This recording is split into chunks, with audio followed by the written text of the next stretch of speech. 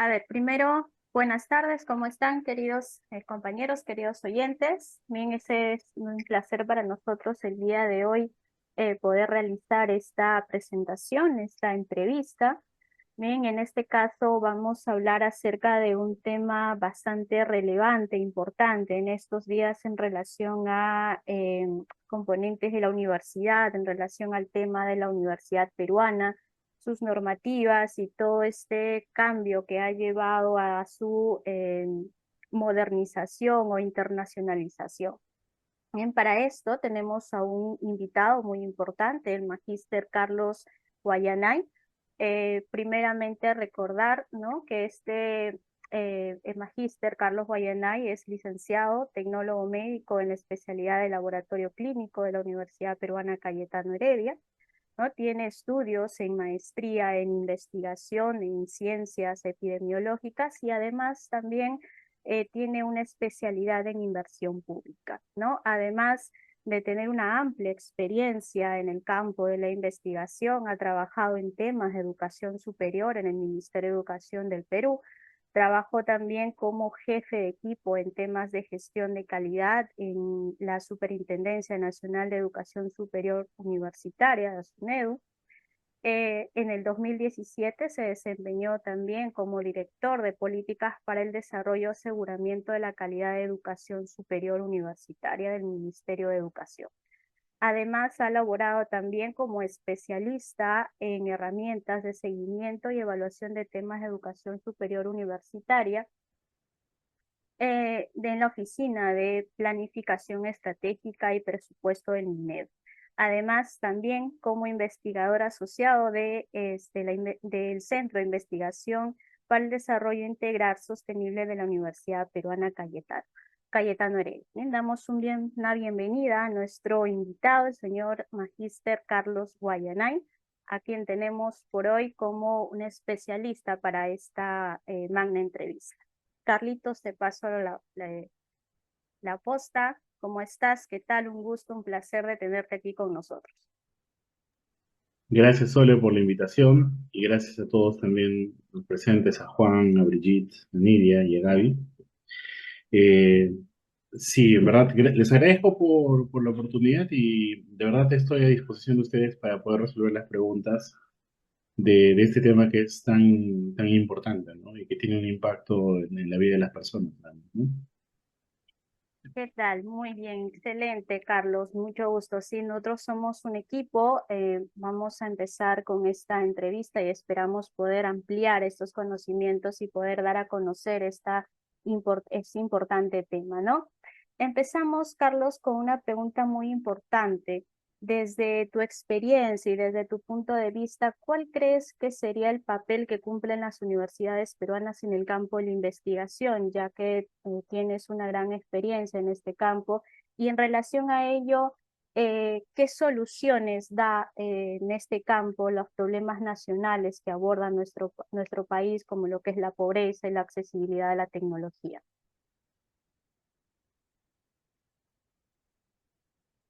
Perfecto. Yo creo que es bien importante.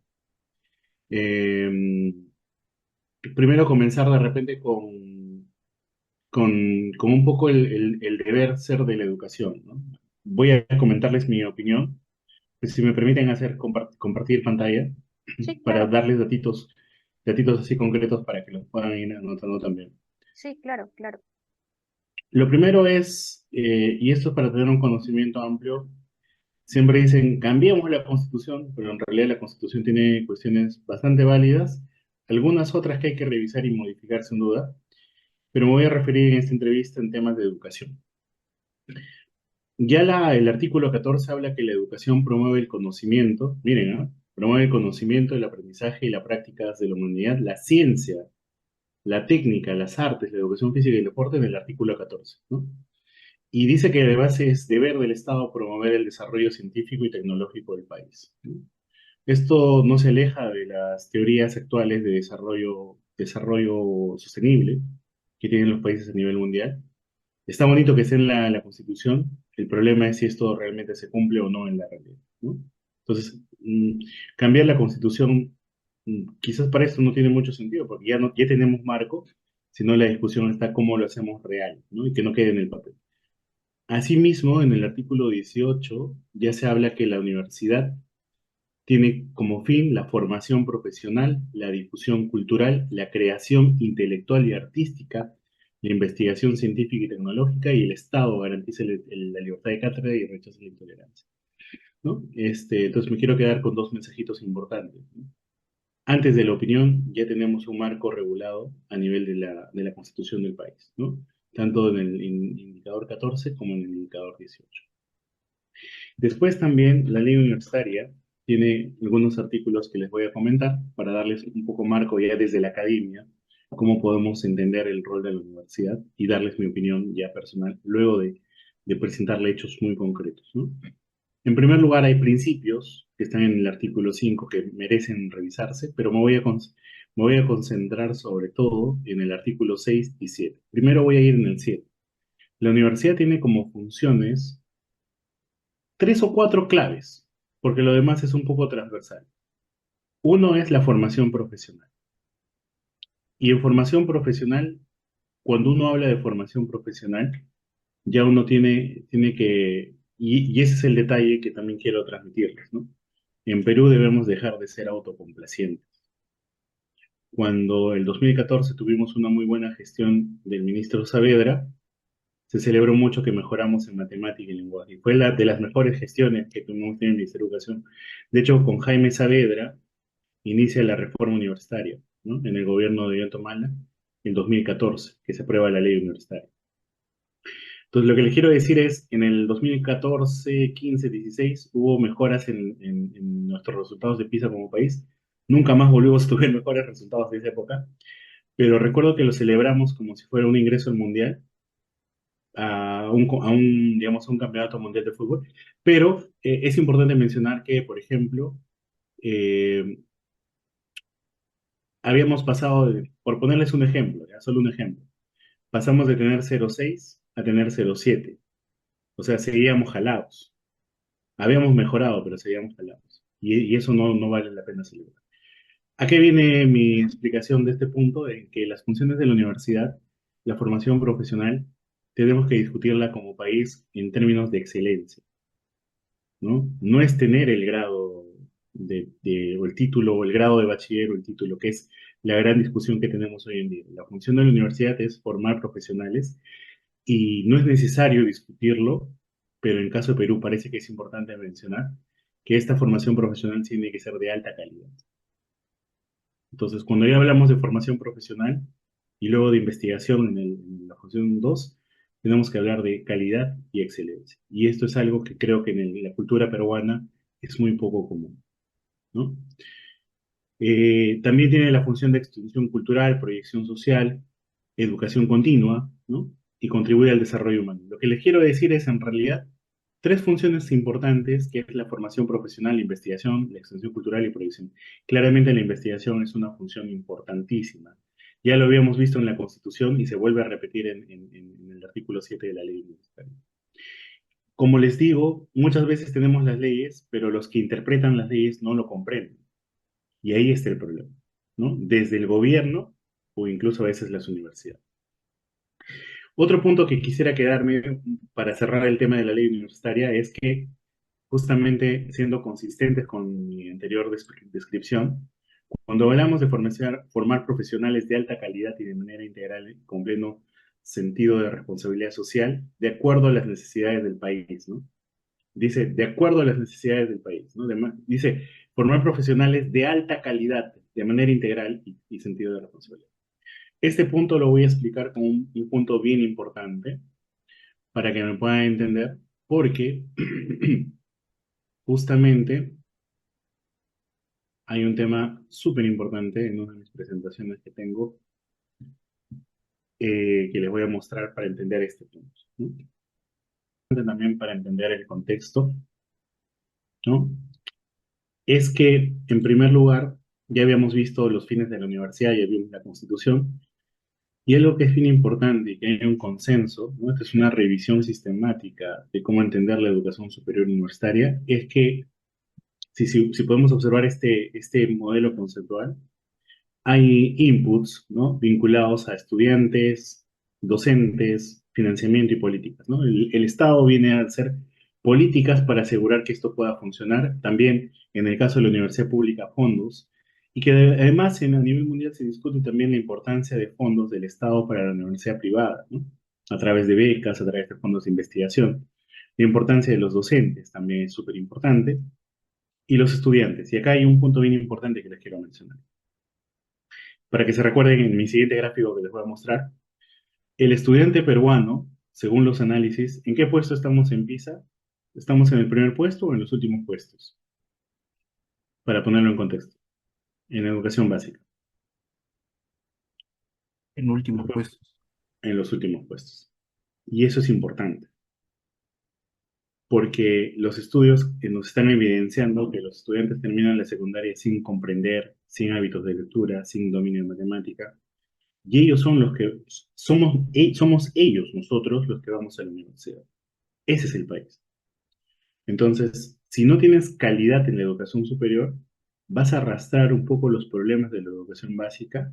Y cuando hablamos de regulación en la calidad, es un punto muy importante, porque justamente en el caso de Perú necesitamos reforzar y hacerles recordar que venimos de un contexto de educación básica con muchos problemas que va a impactar la calidad de la educación superior y así nos podría retrasar el proceso de calidad de formación de profesionales. Es decir, tener profesionales que no leen, tener profesionales que no investigan.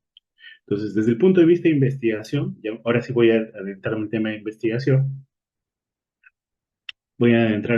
investigación, es que en el modelo conceptual que tenemos consenso desde la academia, y esta es una revisión sistemática, repito, la formación profesional es clave, pero para este proceso un rol importante que no debemos perder de vista es del docente, ¿no? El faculty, el docente o el investigador, ¿no?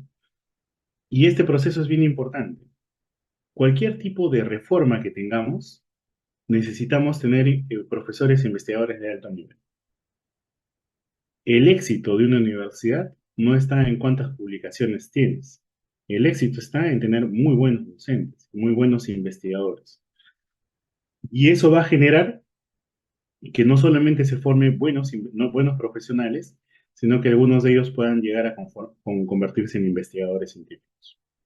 ¿Ok? Eso es bien importante. Y algo que es bien importante cuando hablamos de investigación y el rol que tiene la universidad, de hecho la pregunta me dicen el rol que cumple, ¿no? El papel que cumple en la investigación.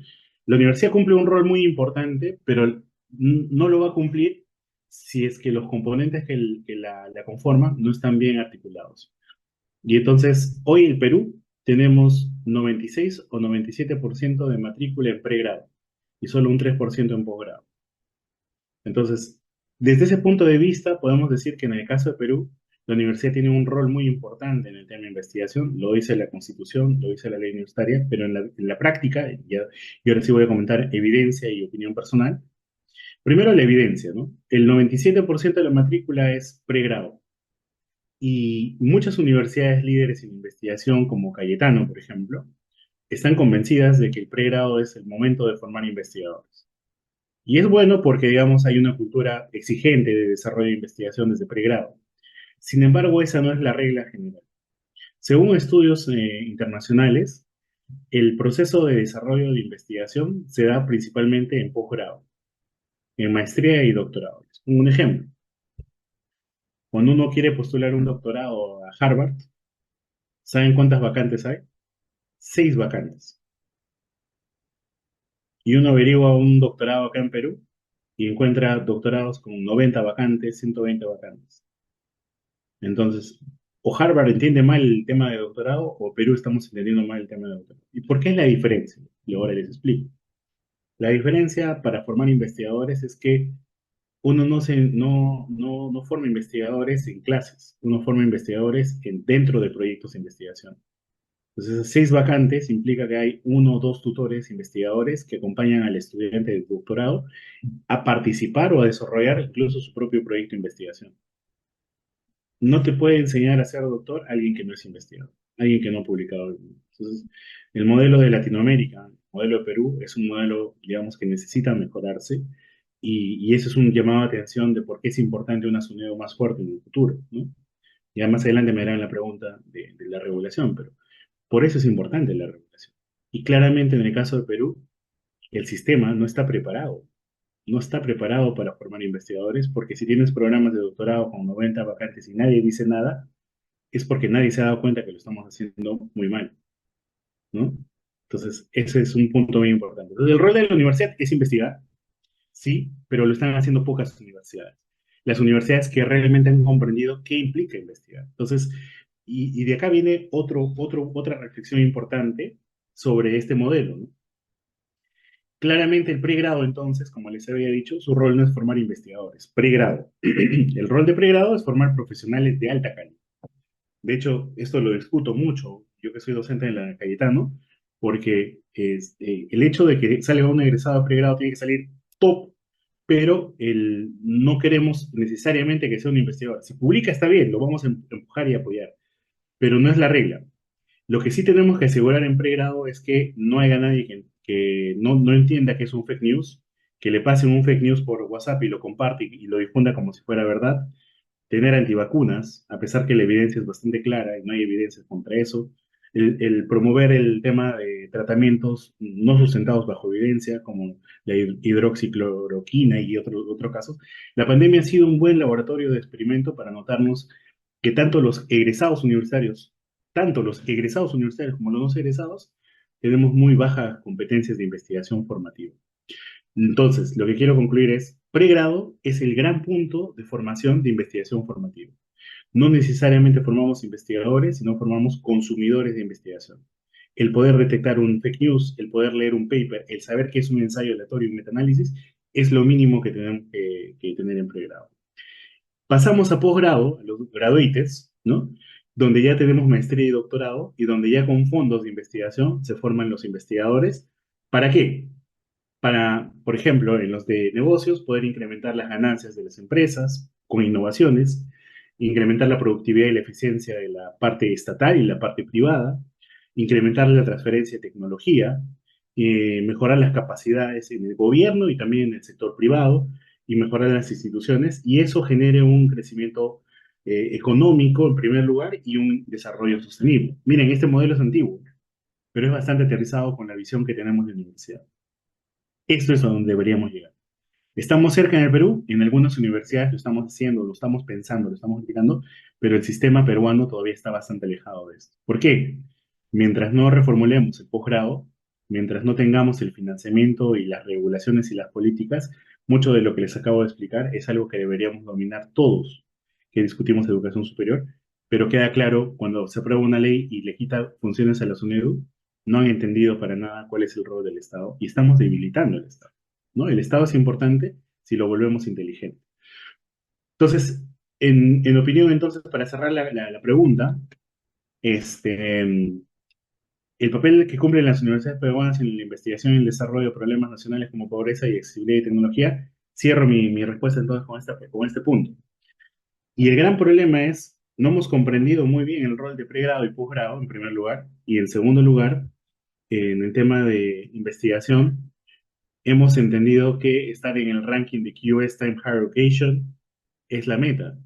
Y entonces lo que hemos hecho es que muchas universidades compran papers, ¿no? O hay investigadores que publican 20 papers, pero ninguno de esos papers resuelve problemas reales. Entonces, hoy estamos ante dos desafíos importantes desde la universidad. Lo primero es construir un posgrado serio y de calidad. Y el segundo desafío es entender por qué hacemos investigación. ¿Y por qué hacemos investigación? Va en respuesta a su pregunta. Hacemos investigación para solucionar problemas nacionales, para reducir la pobreza, mejorar la tecnología. Y eso está faltando. Eso quiere decir que incluso ya en los que están haciendo investigación hay que romper un poco el chip de decirles, oye, tu pregunta, tu paper, ¿en qué ayuda en la red? Y eso obliga a tener dos escenarios importantes. Primero, tener investigadores que puedan transferir conocimiento a soluciones prácticas, pero también implica que los gobiernos de las universidades, sobre todo a nivel de vicerrectorado, puedan coger la mejor investigación de su institución y poder seleccionar cuál de ellas podría contribuir a soluciones concretas en la empresa o en el Estado. Entonces, la respuesta a la pregunta es simple, ¿no? La universidad contribuye, tenemos marco regulatorio, tenemos políticas, pero hay un trabajo todavía pendiente en las universidades y en los investigadores también. Ajá. Eso para responder la primera pregunta. Muchas gracias, Carlos. De verdad, muy interesante todo lo que nos has mencionado en relación a todo este formato, ¿no? Como bien dices, nos falta aún comprender mucho cuál es el verdadero rol que deben tener las universidades o cuál es lo que debe formar dentro de lo que es pregrado y posgrado, ¿no? Muy interesante, de verdad, bastante información y bastante, hay mucho que analizar en relación a la función de las universidades hoy actualmente. Y sumando a esto, ¿no? A esta explicación que nos has dado en relación a comparando con otras universidades a nivel internacional, vemos de alguna u otra manera que las universidades tratan de buscar esa, digamos, convenio, ¿no? O formación para que vaya más allá la internacionalización o que vaya a traspasar fronteras la formación de nuestros estudiantes de pregrado y posgrado también. En relación a ello, ¿cuál crees tú que sería el propósito de este plan de internacionalización de las universidades y qué acciones están ejecutando o qué instituciones o qué acciones están ejecutando la universidad en sí para lograr este objetivo, para que se puedan cumplir con estos objetivos de no solamente internacionalizar, sino buscar de repente una forma de llevar más allá y de cumplir con los verdaderos objetivos que tiene la universidad en formación de profesionales hoy en día? Gracias por la pregunta, Soledad. ¿Qué considero que están haciendo las universidades y cómo podrían mejorar esto, ¿no? Miren, yo primero pienso que es bien importante nuevamente volver desde el concepto, ¿no? ¿Cuál es el propósito de la internacionalización?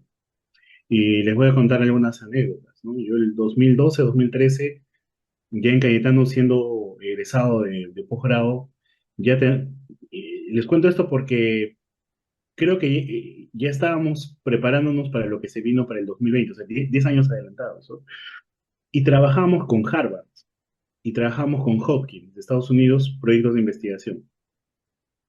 Entonces, nosotros no sabíamos que estábamos haciendo internacionalización. De hecho, yo lo entendí luego, ¿no? De muchos años luego, cuando ya comencé a hacer política pública, ¿no? Y entonces, en primer lugar, toda la comunicación era en inglés. En segundo lugar, utilizábamos una plataforma que se llamaba Skype, que ya creo que ha desaparecido prácticamente. Ahora lo ha reemplazado el Zoom, ¿no? Que estamos ahorita en Zoom, Meet. Entonces, lo primero que tenemos que preguntarnos, ¿cuál es el concepto de internacionalización y qué antecedentes tenemos? Miren, lo primero es que la internacionalización, muchos lo han entendido como el hecho de mandar a un estudiante al extranjero. Eso en primer lugar, o a un docente. Y eso no es internacionalización. No solo eso es internacionalización. Algunos creen que con eso ya han logrado la internacionalización. La internacionalización implica poder tener conexión directa con instituciones a nivel internacional con diferentes tipos de ruta. Lo que les quiero decir es, en el ejemplo que les he comentado, yo nunca me moví de Perú en ese periodo, ni los investigadores de Perú, pero todo el tiempo estábamos coordinando con la gente de Harvard y Hopkins y nosotros creamos nuevos métodos de análisis en epidemiología que estábamos trabajando ese tiempo y publicamos con ellos. La pregunta es, ¿eso es internacionalización? Por supuesto, eso es internacionalización, porque éramos un equipo de trabajo que estaba trabajando a nivel internacional con otro trabajo y estábamos en una colaboración internacional en términos de investigación. Entonces, lo primero es entender que la internacionalización no es movilidad, es un cual hoy más que nunca es más común utilizar los medios remotos y nos podemos conectar con todo el mundo. Creo que las universidades, tanto públicas como privadas, están comenzando a fomentar la internacionalización con la movilidad, pero creo que antes, un paso previo es importante asegurar que las currículas estén, digamos, equivalentes para poder tener, digamos, un proceso ordenado de internacionalización. Algunas experiencias previas. Primero quiero justificar que la internacionalización es súper positiva. Yo recuerdo hace un par de años cuando estaba en Italia y tú comparabas qué tipo de tecnología estaba desarrollándose en Europa y qué tipo de tecnología había en Perú, en Latinoamérica, la brecha era así, ¿no? Entonces, eso que nos han contado que había mucha tecnología y todo lo demás, es cierto, pero si lo comparas internacionalmente, había una brecha y un gap muy importante. Y según los análisis históricos, parte de este desarrollo rápido de la tecnología en Europa es porque había competencia, había redes de trabajo, ¿no? Que no la tuvimos en el caso de Latinoamérica. En Perú, por ejemplo, no es que haya habido otra cultura importante en Perú, ¿no? ¿Se dan cuenta? Allá sí, y había muchas guerras, ¿no? Y había mucha pelea por tecnología. Y eso obligó a que la velocidad de conocimiento pueda generarse bastante rápido. Entonces, la internacionalización permite poder hacer transferencia de conocimiento y aprender y obligarte a crecer más rápido, porque la comparación te permite eso.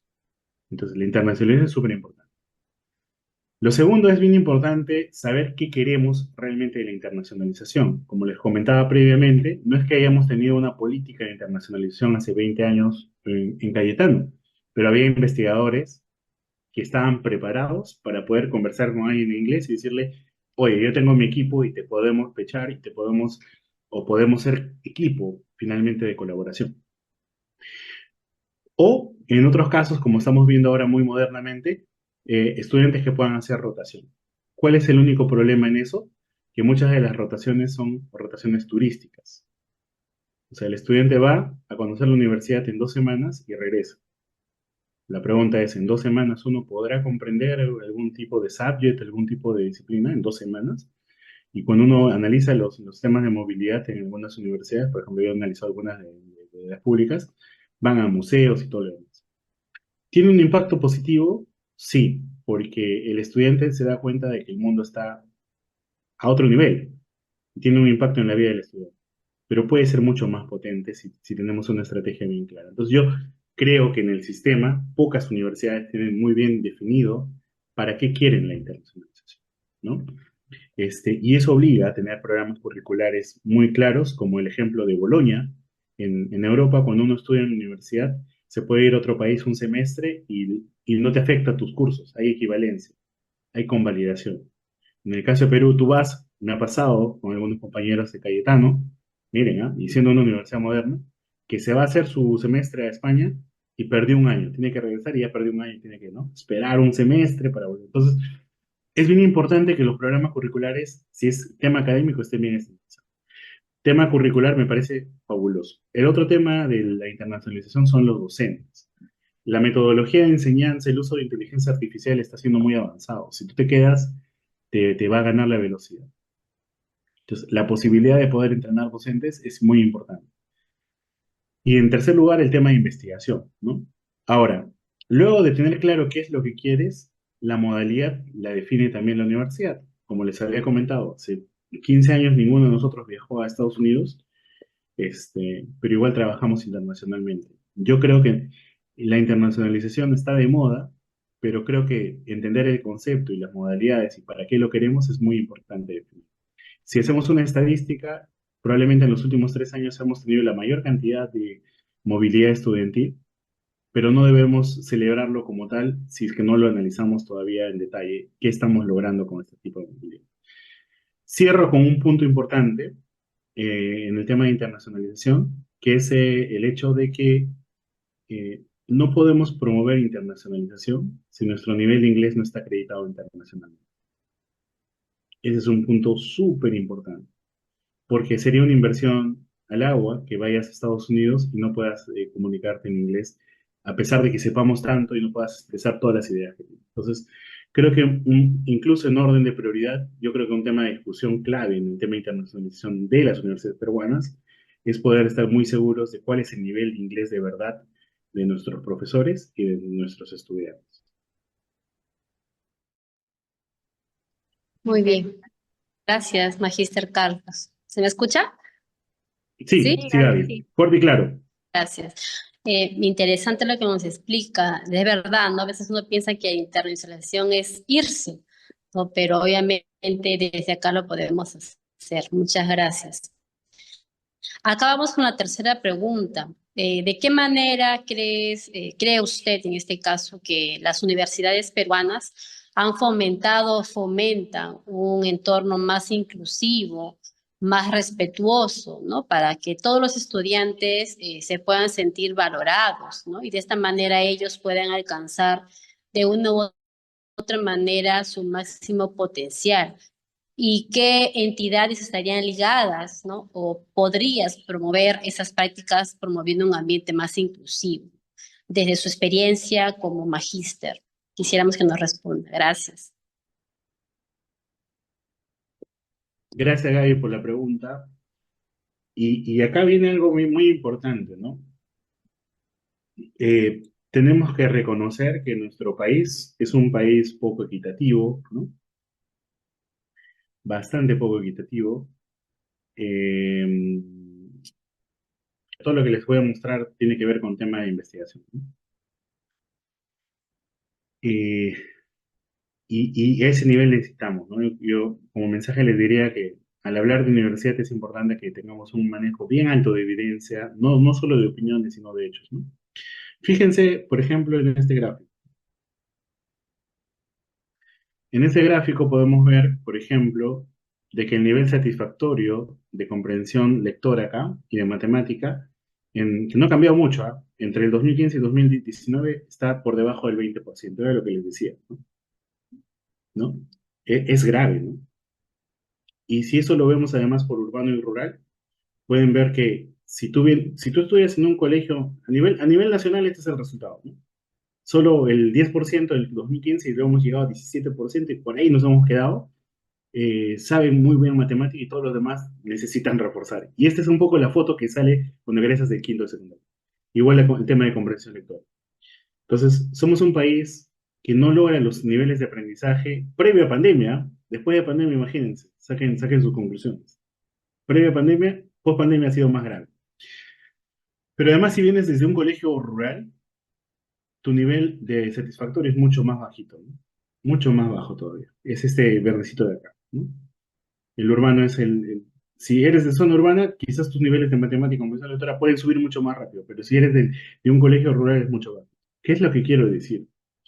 Que el país es un país altamente inequitativo, ¿no? El nivel educativo de la básica genera brechas enormes y diferencias enormes en. Por otro lado, si vemos el tema del acceso a la educación superior, este es el nivel de chicos, los chicos que son menos chancones. Estos son los que están por ahí, y estos son los que están de mitad de tabla para arriba, y estos son los que son el 8 cercano al top, y este es el top, los alumnos que tienen más alta nota en todo el país. Quiero que vean ahora, entonces, lo que estoy diciendo es una gradiente de cuán bueno eres en el colegio, en el promedio de tus notas. El promedio, y después les pregunto, me lo responden por el chat. ¿El promedio de notas importa para acceder a la educación superior? Todavía no me respondan. El promedio de notas del colegio, uno dice sí, que no. Esto es evidencia del país.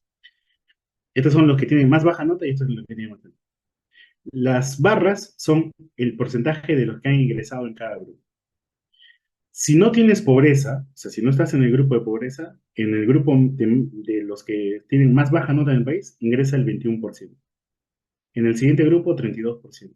En el siguiente grupo, 46%. En el siguiente grupo, 57%. Y en el de los más chancones del país, el 2% con notas más altas, ingresa el 65.4%. ¿Qué pasa si eres pobre? Si eres pobre y no has sido chancón, solamente la posibilidad que ingreses es de cada 100, van a ingresar solo 5. 95 no van a acceder a la educación superior. Si eres un poquito más chancón, tienes 9% de probabilidad. Si eres un poco más chancón, 16%. Si estás arriba, 31%. Y si eres altamente chancón, a pesar que seas el top pero con pobreza, solamente vas a acceder al 50%. ¿Qué nos está mostrando este gráfico? Que el tener pobreza y el tener bajo rendimiento o alto rendimiento influyen en el acceso. ¿Se dan cuenta? Son datos reales, no es opinión. Eso quiere decir que es importante tener alto rendimiento, pero lamentablemente el tema de la pobreza podría generarte menos acceso a la educación superior. Entonces, quería comentarles eso por una razón importante, para responder la pregunta, ¿no? Entonces, la pregunta es, ¿de qué manera eh, las universidades fomentan el entorno más inclusivo y respetuoso? Yo creo que primero es que tenemos que comprender estos datos que les he mostrado. Yo creo que este nivel de comprensión no está claro, por dos razones, para dar la respuesta. Porque lo que les acabo de mostrar es prácticamente, y les muestro este dato más. Lo que les estoy mostrando es un dato real de país. En el caso de Perú, entonces, solo accede el 30% a la educación superior y no accede el 70%. Pregunta, si no accede el 70%, ese 70% va directamente ¿a dónde? A trabajar. Y algunos que no van a trabajar se quedan sin estudiar y sin trabajar y se llaman los niños, ¿no? Y esto explica por qué el nivel de informalidad en el país es tan alto. Eso quiere decir que si las universidades y el sistema educativo fueran más inclusivo, no solamente diríamos somos más inclusivos, que de repente los extremos dicen, no le importa ser inclusivo. Y ser inclusivo importa mucho, porque eso nos puede permitir reducir los niveles de informalidad y eso nos podría generar, por ende, desarrollo. Recordando entonces que el gráfico que les mostré previamente tiene sentido, ¿no? Cuando hablamos de crecimiento económico y desarrollo es cierto, no es mentira. Entonces, ser inclusivos es súper importante. Entonces, ahora sí voy a ir con mi respuesta.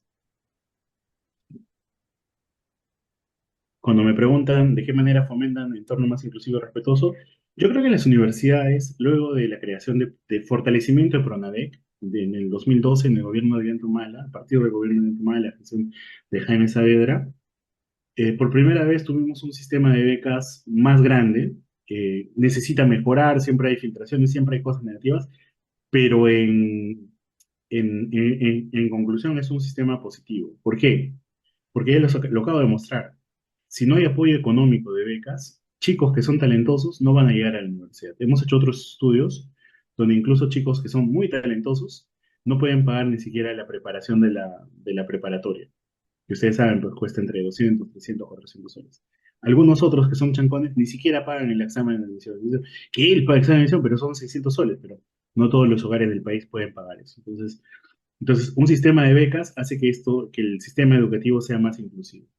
Las universidades. Hay universidades que ya han iniciado un proceso bien interesante de fomentar becas adicionalmente a PRONAVEC. PRONAVEC, lo que les quiero decir es, la decisión de ser inclusivos es una decisión de gobierno, en primer lugar. Pero si tienes un gobierno que no la tiene clara, como en mi opinión yo creo que es este último gobierno, no vamos a crecer. De hecho, el presupuesto ha reducido de PRONAVEC, ¿no? Entonces, el ser inclusivos es una decisión y un convencimiento que tenemos que tener como país. Y quien tiene que tomar la bandera es el presidente. Lo segundo son las universidades, pero las universidades hay que fomentarlas, hay que obligarlas. Y pongo mi siguiente ejemplo. Por ejemplo, en la ley universitaria hay un artículo muy bacán, que es el artículo 125 del capítulo de responsabilidad social universitaria, que dice, cada universidad promueve la implementación de la responsabilidad social y reconoce los esfuerzos de las instancias y los miembros de la comunidad universitaria para este propósito, teniendo como mínimo una inversión de 2% de su presupuesto. Entonces, algo que les quiero comentar desde mi punto de vista como policy maker es, cualquier expectativa que tú tengas y no haya plata es mentira. El 95% de expectativas que tú quieras implementar tiene que haber plata. Entonces, si queremos hablar realmente, muy honestamente sobre inclusión y ser respetuosos y apoyar a la población que menos tiene, tiene que haber inversión. Y este artículo es un buen ejemplo. Entonces, con el retroceso de la SUNEDU, probablemente esto vamos a retroceder, pero el llegar al 2% es un montón de plata para cada universidad. Entonces, cuando la SUNEDU está más activa y cuando la volvamos a fortalecer en los próximos años, vamos a poder tener una universidad más inclusiva. Porque así sea un dueño que gana 1 millón y que está bien que gane porque es el dueño de la universidad, vas a ver que parte de la ganancia tiene que invertirlo a favor de los estudiantes. En el caso de la pública, creo que nacen, a diferencia de la privada con la pública, es que la pública nace con esa intención, ¿no?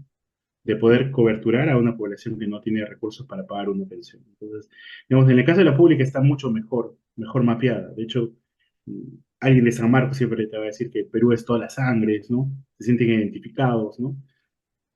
Pero creo que la universidad, la pública, es la que promueve mucho más un entorno inclusivo y respetuoso. Las públicas asociativas, como Cayetano, Católica, que no tienen un dueño, ¿no? También promueven acciones de este tipo. De hecho, Católica tiene becas, ¿no? Si tú vas y vas a servicio social, a los estudiantes les da becas, ¿no? En Cayetano también hay un poco de eso, pero es menos. Eh, Hay bastante promoción también de formar a las personas, en entender el país como es, ¿no? En el sentido de que cuando egreses no vas a atender solamente en un distrito de alto quintil de riqueza, sino que tienes que prepararte para entender el país. Y la investigación hace mucho de eso. O sea, cuando uno hace investigación, sobre todo en el campo de salud pública, en el caso de salud, llega a entender que el tema de las inequidades son temas reales y eso es importante. Entonces, la universidad fomenta un entorno más inclusivo y respetuoso. Yo creo que las que están haciendo más investigación son más conscientes de estas. Creo que el gobierno tiene que tener una decisión bien marcada sobre esto. Hemos retrocedido en los últimos años en esto. La SUNEDU podría ayudar mucho, en el caso de la privada, de ser más inclusiva de lo que está haciendo actualmente. Pronavec tiene que crecer mucho más. Y en el caso de la pública, yo siento que más bien son las que ya nacen con esa estructura desde el inicio, ¿no? Y esa sería la respuesta, Gaby. Muy bien, Magíster. Interesante cuando usted menciona el tema de las públicas, ¿no? Si bien es cierto, las públicas dan más opciones y lamentablemente a veces en la parte de universidades particulares es bastante limitado por el tema económico. Otra cosa interesante que usted mencionó es que lamentablemente en el camino se pierde muchas mentes brillantes, de repente futuros investigadores, muy interesante.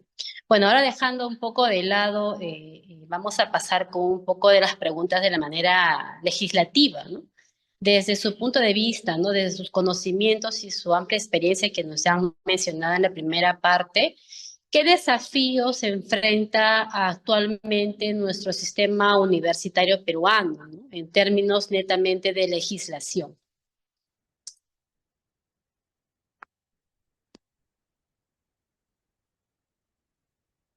En el tema de legislación tenemos muchos retos. Tenemos muchos retos. Y permítanme presentarles algunos puntos claves, ¿no? Sobre esto.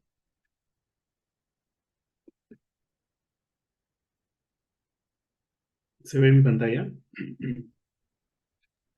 No, no está ¿Todavía no estoy compartido. compartiendo? Ok. No, no te...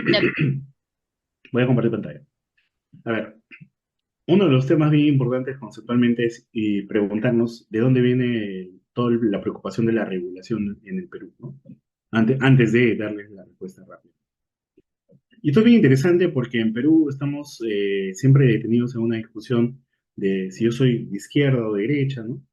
Y la discusión más bien debería ser qué es lo que queremos como país, independientemente del color bando en el que estemos. Y es bien importante recordar que este es un fenómeno mundial. Hasta 1990, el objetivo del desarrollo del milenio que uno de repente recuerda, antes nuestros objetivos mundiales eran los objetivos del milenio. Y el objetivo, miren el objetivo, era lograr la enseñanza de primaria universal. O sea, ni siquiera estamos hablando de educación superior. Estábamos tan mal que la meta más importante era lograr que todos estudien la primaria, ni siquiera la secundaria, la primaria. Y a partir de 1990 comenzamos a ver que el crecimiento de la cobertura era un mal síntoma porque ya comenzamos a ver problemas de calidad. Muchos estudiaban, pero no todos salían como deberían de salir. Y miren los objetivos del desarrollo sostenible, que ahora es, digamos, nuestra agenda mundial, que es garantizar una educación inclusiva, equitativa y de calidad y promover oportunidades de aprendizaje durante toda la vida. Porque eso es lo que hacemos las personas. Seguimos aprendiendo todo el tiempo y nos vamos entrenando y deberíamos tener países que ofrezcan la oportunidad de seguir entrenando. ¿Qué pasó entonces en los años 90? En los años 90, antes de los años 90, comenzó a crecer la cobertura de la educación superior. Esta es la matrícula a nivel de Latinoamérica de educación superior. Pasamos de 1.6 millones en 1970, luego llegamos a prácticamente 5 veces más en 1990, 6.7, y después hay un crecimiento loquísimo. Entonces, obviamente hemos tenido un crecimiento clarísimo en los años 90 a nivel latinoamericano, ¿ah? Ojo, esto no es Perú, esto es Latinoamérica, todos los países de Latinoamérica. Y este fenómeno es un fenómeno internacional, no es un fenómeno de Perú. O sea, a partir del año 2000 nos comenzamos a preguntar si teníamos que preocuparnos por cobertura o por calidad. Justamente en 1996, en el gobierno de Fujimori, se aprueba una ley para que justamente puedan haber universidades privadas.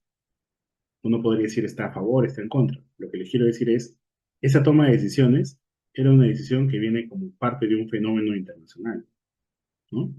Entonces, el problema es que en ese momento nadie se daba cuenta que solamente pensar en cobertura solucionaba el problema, y era falso. Así que en los años 2000 comenzamos a preguntarnos si solamente era cobertura y era calidad. Y la otra pregunta de fondo, para que se vayan dando cuenta de la importancia de la reforma universitaria, es si el Estado tenía que meterse a poder regular la educación superior, porque era un error de mercado desde el punto de vista de la teoría económica, o si el Estado debería dejar que ese error de mercado se solucione solo, como dice la teoría económica neoliberal, que está ok en algunos campos, o si el Estado tendría que regular. Y esta es una pregunta teórica, una pregunta de doctorado. Y entonces, cuando aprueban la ley universitaria en 2010, había muchos economistas y abogados, más de corte neoliberal, que decían que la ley universitaria se tiene que derogar, porque el mercado se tiene que autorregular solo. ¿Qué nos ha enseñado la reforma universitaria? Que en el caso de un país en desarrollo, el rol del Estado en la regulación es importante. Porque si no hubiera sido importante, no hubiéramos identificado 50 universidades sin condiciones básicas de calidad. Y acá les voy a contar un ejemplo internacional para que se entienda. Y esto es internacional, ¿no? Estábamos en Roma en una discusión con varias universidades y yo iba en representación de Perú, entre otro grupo de personas, éramos como 8 personas. Yo expliqué el que había sido de la reforma universitaria peruana y les pregunté, porque había ya estudiado y analizado, por qué no había un proceso de licenciamiento en Europa, en Italia, en Francia, en España. Y me dijeron lo siguiente. Les voy a resumir la respuesta, es una discusión larga, ¿no? Me dijeron, nosotros no hacemos licenciamiento porque esas condiciones básicas de calidad que tú has comentado son obvias. Y como son obvias, cada institución se autorregula. Y es ahí donde yo comprendí que la regulación de la educación superior era sumamente importante en Perú, no solamente porque era necesario, sino porque el nivel de autorregulación que existe en las instituciones no existe. O sea, la cultura por eso comencé con el tema de la autocomplacencia, ¿no? O sea, pensamos que el hecho de darle el título al egresado ya es suficiente. Y no nos hemos preguntado si darle el título a alguien que está listo, que de verdad no está listo. Y me va a hacer quedar mal como institución. Y es más, no me va a solucionar problemas reales de la sociedad. Entonces, el nivel de cultura y el nivel de madurez institucional de las universidades está todavía en pañales, en Latinoamérica, ¿no? Y por eso que Chile y México han copiado la ley universitaria peruana. Fíjense, Chile está mucho mejor que nosotros en muchos temas, pero Chile copió la reforma universitaria de Perú, vino a Perú a visitarnos, a preguntarnos cómo lo habíamos hecho. Entonces, esto es súper importante porque cuando uno tiene alta cobertura, lo que va a pasar es, si no tienes muy buenos egresados y no tienes un mercado laboral amplio, o sea, porque no solamente es crear más profesionales, es tener mercado laboral que lo reciba. ¿Qué va a generar? Desempleo y subempleo de egresados universitarios. Recordarán las canciones de rock de los años 90, ¿no? ¿Para qué estudiar en la universidad si voy a patear latas? ¿Para qué estudiar en la universidad si me voy a volver un taxista? Es que el problema no es la universidad. El problema era la calidad con la cual estaban formando. Y eso impacta no solo en la pública, sino también, no solo en la privada, sino en la pública. Porque hay públicas que te cierran el proceso de formación, quieren que termines en 10 años y terminan afectando tu ruta de ingreso al mercado laboral también. Eso también es calidad. Procesos administrativos largos, ¿no? Que terminan impactando en la vida laboral del estudiante. Entonces, lo que quiero concluir con esto es cómo vemos, y de esto hemos hecho varios estudios, por si acaso, o sea, por eso que lo hablo con total consistencia. La paradoja del caso peruano es que nosotros, claro, la gran pregunta es, ¿necesitamos regulación? Y en el 2015 publicamos un libro con muchos investigadores y tuvimos un apoyo ahí del Banco Mundial para dedicarnos a estudiar esto. Y realmente en el caso de Perú, pues en realidad sí necesitamos condiciones básicas de calidad. La paradoja del caso peruano es que en este estudio que publicamos, en uno de los capítulos hablamos justamente de que muchas de las universidades que lograron acreditación eran universidades que luego tuvieron licencia denegada. Entonces, es la paradoja porque la pregunta es, ¿cómo lograste acreditación si no tenías condiciones básicas de calidad? ¿Me entiendes? Es que el proceso de acreditación estaba mal hecho, o han pagado, o estaba mal hecho. Porque si te han denegado la licencia es que no tenías condiciones básicas de calidad. Entonces, ¿cómo se explica que hay universidades con acreditación? Entonces, esto está escrito en este libro, y la pregunta es, ¿necesitamos regular? Sí. Pero es bien interesante el caso de Perú, porque en el caso de Perú, comenzamos con el incremento de cobertura. Cuando discutimos calidad por primera vez, se creó el CINEAS, el Sistema Nacional de Acreditación. Consistentemente yo pienso, en base a los estudios que hemos hecho, que la acreditación no sirvió. Y recién en el 2010, el Tribunal Constitucional, cuando hacía análisis muy intelectuales, como el que ya no lo está haciendo ahora desde mi punto de vista, este, sugirió que tenía que crearse en lugar del NR una superintendencia especializada. Y acá viene todo el fenómeno de gestión pública ya moderno. El Estado puede ser inteligente, sí, pero tienes que darle instituciones que permitan que haya equipos de trabajo muy avanzados y especializados. Ejemplo que todos conocemos y todos repiten, Banco Central de Reserva, ¿no? La otra institución que se estaba convirtiendo a ese nivel era la Superintendencia Nacional de Educación, que ha tenido su golpe con el tema de la regulación. Y la SUNEDU ya no evaluaba acreditación, sino condiciones básicas de calidad, y así, siendo obligatoria, que eso le daba potencia normativa, y se cerraron 50 universidades. Entonces, la pregunta, ¿qué desafíos se enfrenta actualmente el sistema universitario en términos de legislación? Varios, ¿no? Porque primero, a pesar de que ya en los expedientes del Tribunal Constitucional, si le pueden tomar foto a esto, en esto se detalla la importancia de tener regulación en un país muy bien sustentado. Son dos documentos importantes. Y es importante justamente entender el desafío justamente con el propósito. La Constitución dice que tiene que ser de calidad, ¿no? La educación superior. ¿Y a quién está dirigida? Obviamente a los jóvenes peruanos. ¿Y cuál es el impacto? Que ellos esté garantizado, que ellos estén listos para resolver problemas sociales, culturales y productivos. Si uno entiende este propósito, entiende que la regulación tiene que asegurar que esa calidad exista, que no sea mentira, que no esté en el papel o que esté en la Constitución, sino que sea real. ¿Y cómo va a ser real? Cuando veamos que los que egresan realmente te estén solucionando problemas, te detecten problemas y te muestren soluciones a cosas reales a través de la investigación, que es la entrevista de día, ¿no? Y entonces, muchas oficinas de calidad pensaron que con la última ley que ya quitó el licenciamiento, porque ahora es un licenciamiento permanente, ya se había acabado el licenciamiento, y es falso, porque lo que ha pasado es, ha habido mucha crisis, hay crisis política que hay que reconocer desde el gobierno, y han habido impactos y leyes que han afectado la regulación, ¿no? Ahora es de carácter permanente el licenciamiento, es decir, si has tenido el licenciamiento ya lo tienes, pero están sujetas a evaluación periódica sin opiniones. Pero es muy interesante porque le podemos sacar el lado positivo a esto, es que eh, si bien ya no tienes un modelo que tienes que presentarte al licenciamiento, si la SUNEDU es fuerte, podría hacer supervisión anualmente y poder descubrir quién está fallando y sancionarlos. Porque dice que va a haber un sistema de alerta temprana, las universidades tienen que presentar un informe anual de cumplimiento y sanciones correctivas. Entonces, yo cuando voy a conversar con las universidades, le digo, oye, prepara tu informe anual de cumplimiento. ¿Por qué? Porque ya desde la experiencia internacional, ¿se recuerda? Cuando me decían, Carlos, las condiciones básicas son obvias, es que nosotros desde la universidad, si la SUNEDU comienza a fallar, desde las universidades, se tiene que comenzar a constituir y consolidar la cultura de autoevaluación. Porque realmente en el modelo anterior la SUNEDU te forzaba a exigir, ¿no? Y de repente el peruano y la cultura peruana necesita que alguien lo castigue para hacerlo. Pero creo que tenemos que comenzar ya a pasar al siguiente proceso donde seamos personas maduras, personas adultas, instituciones adultas, que no necesiten que la SUNEDU les vaya a castigar, sino que por propia decisión comiencen a autorregular sus propias condiciones básicas de calidad, autoevaluarse y exigirse sin que tengamos una SUNEDU de repente fuerte. Así que, en primer lugar, la legislación actual yo creo que da la oportunidad del fortalecimiento de la autorregulación dentro de las universidades. Que las que son serias lo van a cumplir, las que no, no.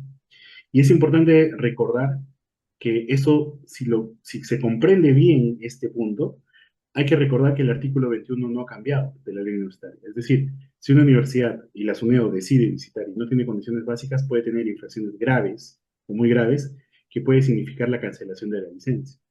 Hace una semana, los que han leído noticias habrán visto que la SUNEDO le ha quitado la licencia a la UPAL, a la Universidad Alemana, porque tiene competencias de, a pesar de que ya no hay licenciamiento, el lado positivo es que te puede supervisar y si te encuentra errores, te puede cancelar o suspender la licencia.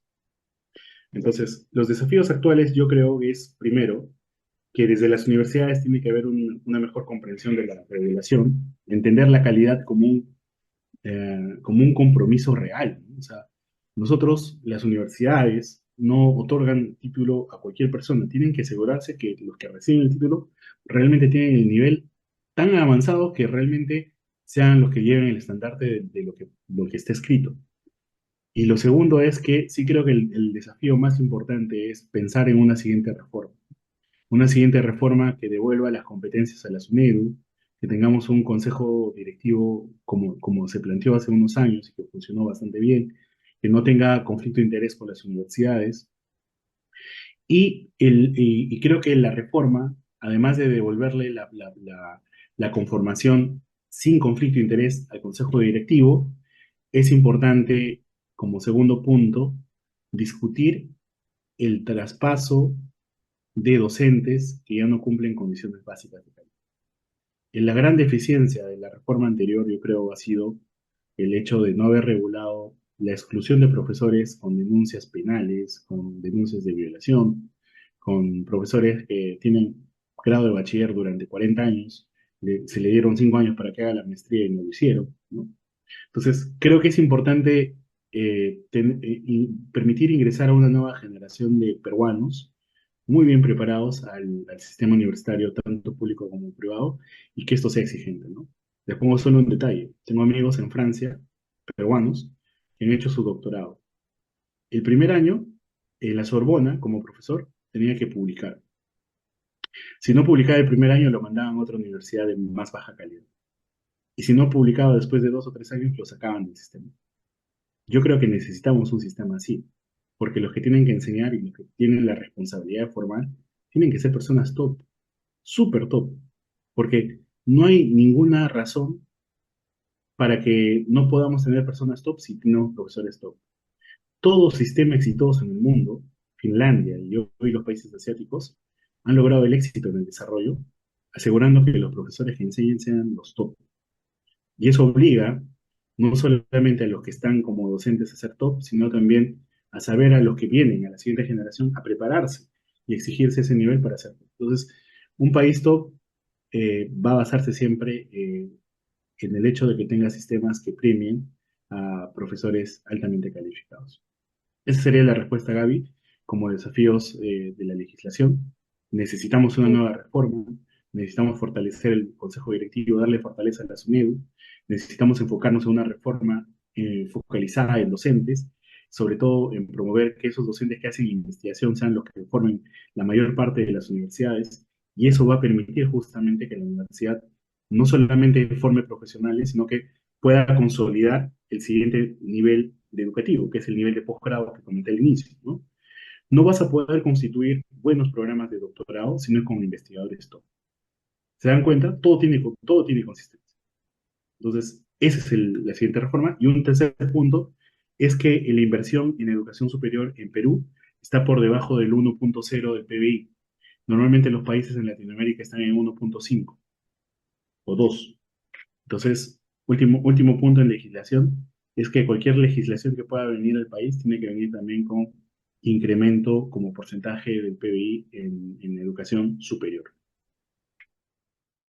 Muy bien, Magíster. Interesante su respuesta. Y bueno, vemos, nuestra legislación sí es importante. por último, ¿no? Desde su perspectiva y justamente tomando en cuenta lo que nos mencionaba hace un momento en cuanto a la reforma universitaria, ¿cuáles cree usted que han sido los resultados positivos y negativos de esta reforma hasta la fecha, hasta la actualidad?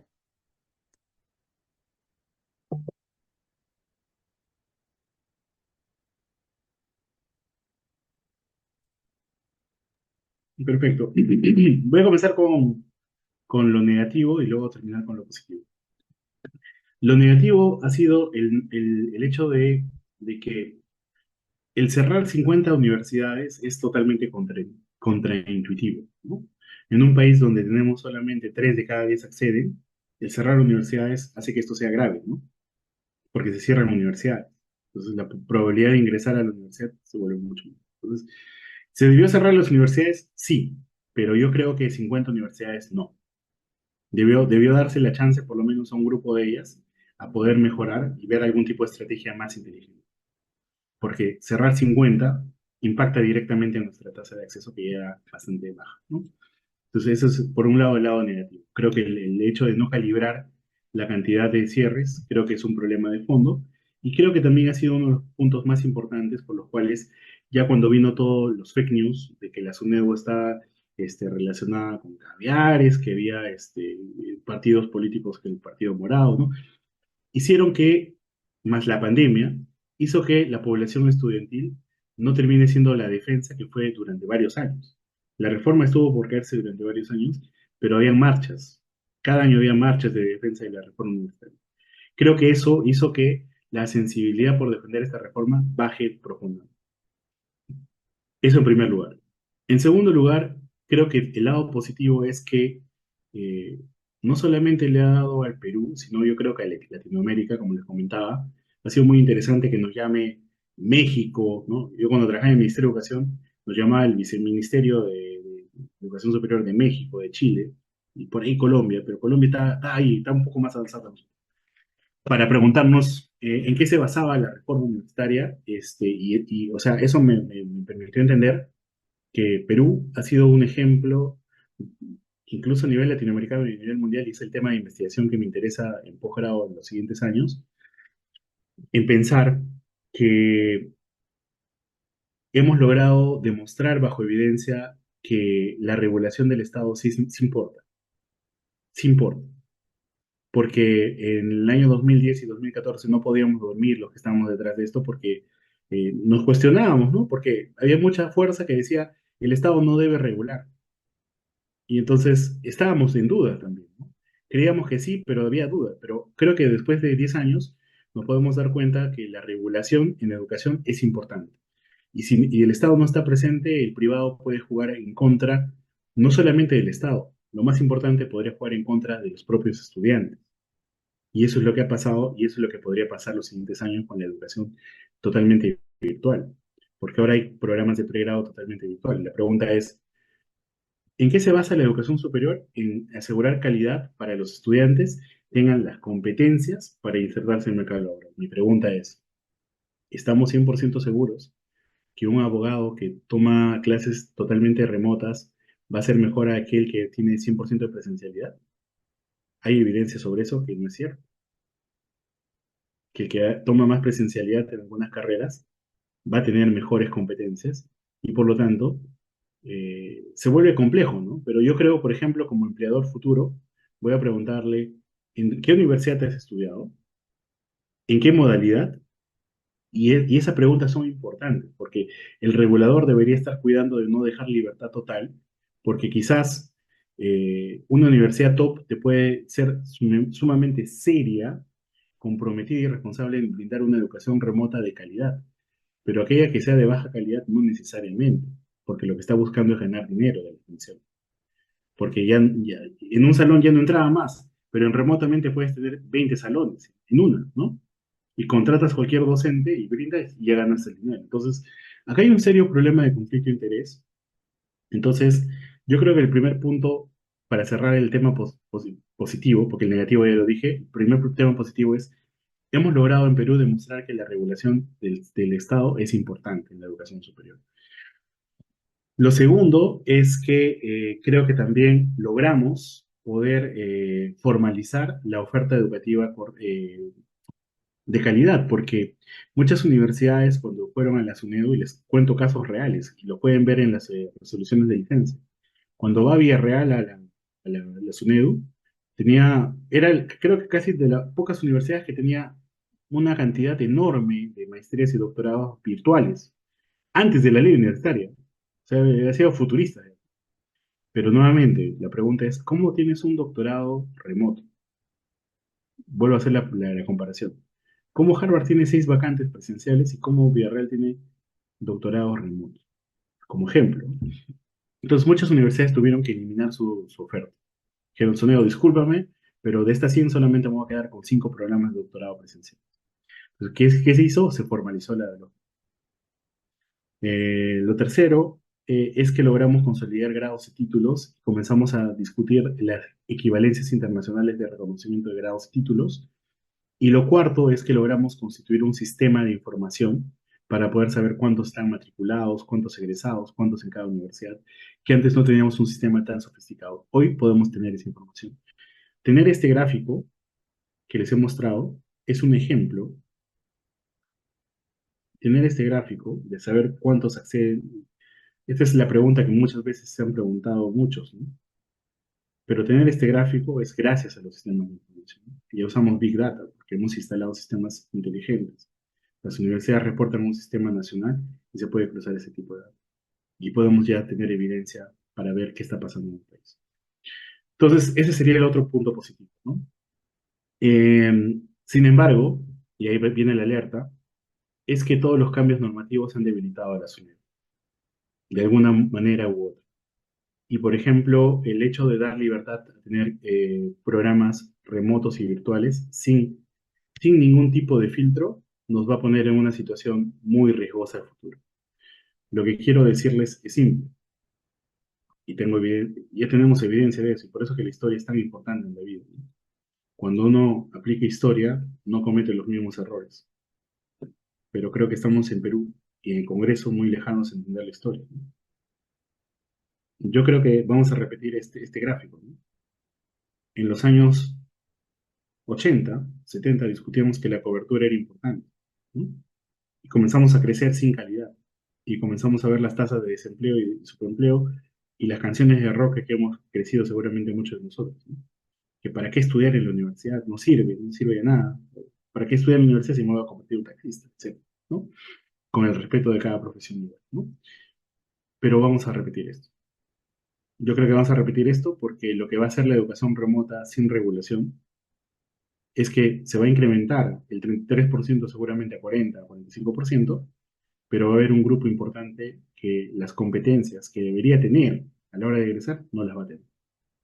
Y el mercado va a ser inteligente en algunos casos y en algunos otros casos no, de poder detectarlos y va a comenzar a haber alta tasa de desempleo y subempleo profesional. Esa es, digamos, la proyección que yo veo en los próximos años, si es que no hacemos algo con la regulación, ¿no? Entonces, la reforma fue positiva, pero lo que vino después quizás no ha sido tan positivo, pero es importante que podamos discutir sobre eso este año y los siguientes años para ver qué tipo de remediación desde la política, desde la universidad se pueda trabajar. Carlos, ha sido una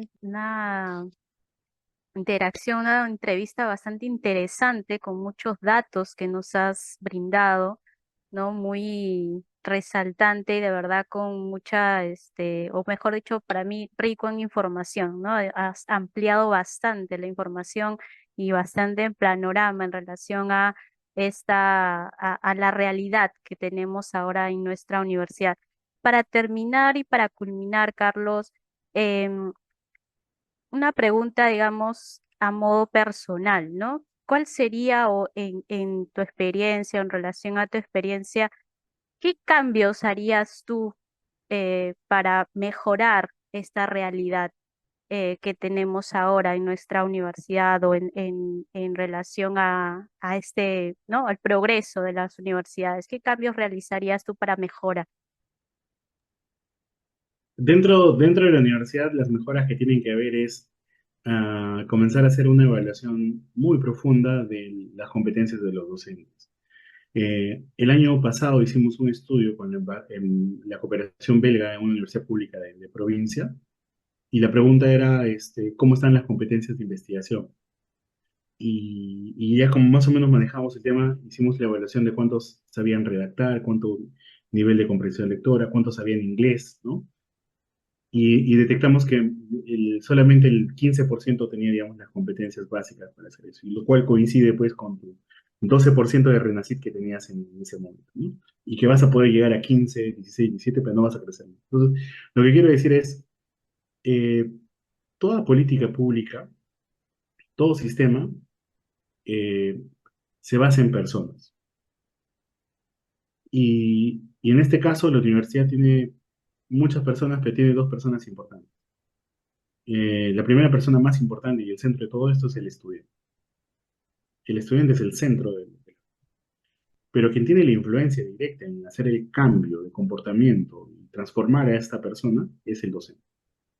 Entonces, una política clave en términos de formación y en temas de investigación es asegurarnos que los docentes estén totalmente evaluados y que haya sistemas de entrenamiento, no capacitación de un día, sino programas de entrenamiento de 2, 3, 4 meses según se requiera, en fortalecer competencias, porque si logramos transformar a la persona que es el docente, él va a poder encargarse de transformar a los estudiantes.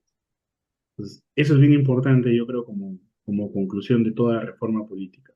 La reforma política no es decir, he aprobado el incremento de la remuneración vital en el papel, pero esas condiciones no impactan directamente en las personas.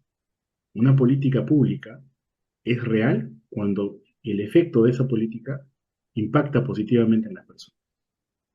Y esa es la gran diferencia de ser política pensadas en las personas. Entonces, la política pensada en docentes puede ser de alto impacto.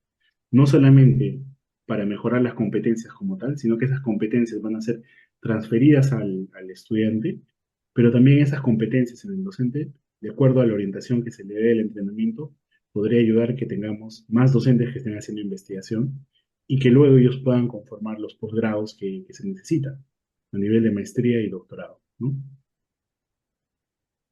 Muy bien. De verdad que sí, muchas gracias. Gracias al magíster, ¿no? Carlos Guayanay, por esta entrevista, por habernos acompañado el día de hoy. Y nada, muchas gracias. De verdad, ha sido una rica experiencia y una entrevista muy enriquecedora en conocimientos y en relación a su vasta experiencia. Muchas gracias. No sé si quisieras decir algunas palabras o mis compañeros, acá el equipo que tenemos, para poder dar por concluida esta entrevista y agradecerte infinitamente por esta oportunidad. No sé si... Bueno, darle al magíster por esa entrevista. De verdad, como dice Verónica, nos ha enriquecido mucho en los conocimientos que teníamos, ¿no? Pero sus datos han sido de verdad bastante buenos y creo que hemos entendido un poquito mejor, ¿no? Cómo funciona el tema de la parte legislativa de la universidad y observar y escuchar a alguien que trabaja desde adentro, preocupado por el tema del tema de cómo salen los universitarios, ¿no?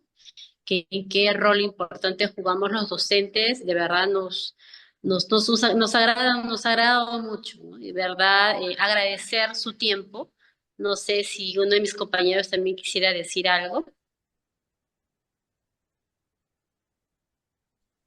A ver, bueno, igual que todos mis compañeros, nada, agradecer por el tiempo, en su agenda, porque sabemos que obviamente nos ha hecho un espacio para poder brindarnos esta entrevista y que mis compañeros y yo coincidimos que ha sido pues un momento de bastante información para complementar obviamente nuestros estudios. Así que de igual manera, estamos muy agradecidos con la información brindada en esta entrevista. Muchas gracias, Magista. Igualmente, Carlos, bueno, mucho gusto igualmente y muy agradecido también por el tiempo que nos has destinado para esta entrevista. Realmente el aporte que das desde la parte estadística, ¿no? Acerca de datos, números, yo creo que un poco nos ha abierto los ojos, ¿no? Ante alguna realidad que a veces no la apreciamos o no la vemos desde una primera instancia, pero precisamente, ¿no? Este hecho de sustentar o fundamentar tu respuesta en esos datos creo que enriquece mucho más el conocimiento que has compartido con nosotros, ¿no? Y bueno, muchas gracias por el tiempo destinado a nosotros. Bien.